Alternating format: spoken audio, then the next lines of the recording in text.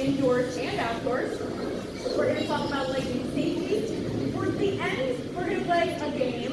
And then at the very end, I'm going to introduce you to our Simply Smarts. But right now, I'm going to cover up my ears if you would like to do the same. And I'll show you what indoor lightning is like.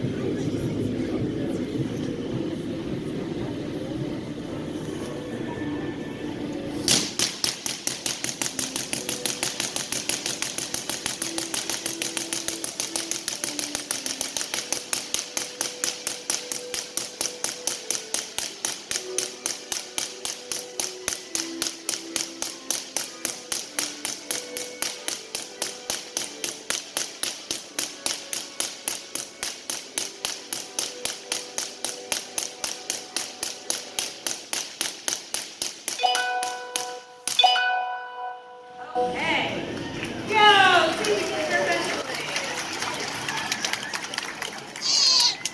Now, what you just saw was actual lightning. Again, maybe a little bit smaller than what you might see outdoors, but still generated essentially in the same way, or caused by the same thing, which is electricity moving through the air.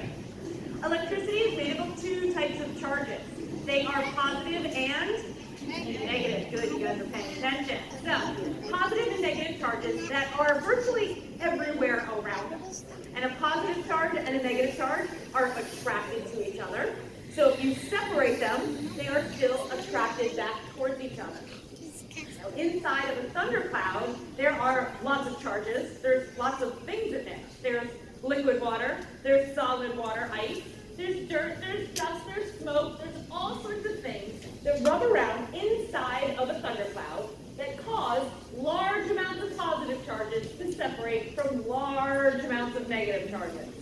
And when eventually all those charges travel back towards each other, we get our thunder and lightning. Now, we're obviously not inside of a giant thundercloud right now. So instead, we're going to use a machine to separate our charges. And it's not just any machine. This is the world's largest air-insulated Van de Graaff generator. It's these two columns with the two domes on top standing 3 stories tall. And it's not just the world's largest Van de Graaff generator, it's also one of the oldest, because it was built by Dr. Robert Van de Graaff himself when he was a particle physicist just down the road.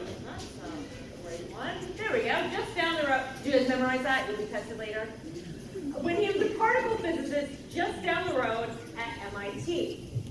Now, as a particle physicist, he was actually not interested in studying really lightning or electricity, but he needed large amounts of electricity in order to control his experiment. Motors that are turning the bells, going about 40, 50 miles per hour. In just a second, I'm going to add the negative charges. They're going to take a ride up the conveyor belts, up to the domes.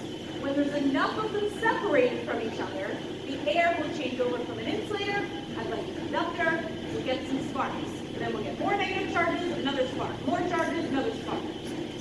So now we can put everything together. I'm going to cover up my ears if you would like to do the same. We'll make some more light.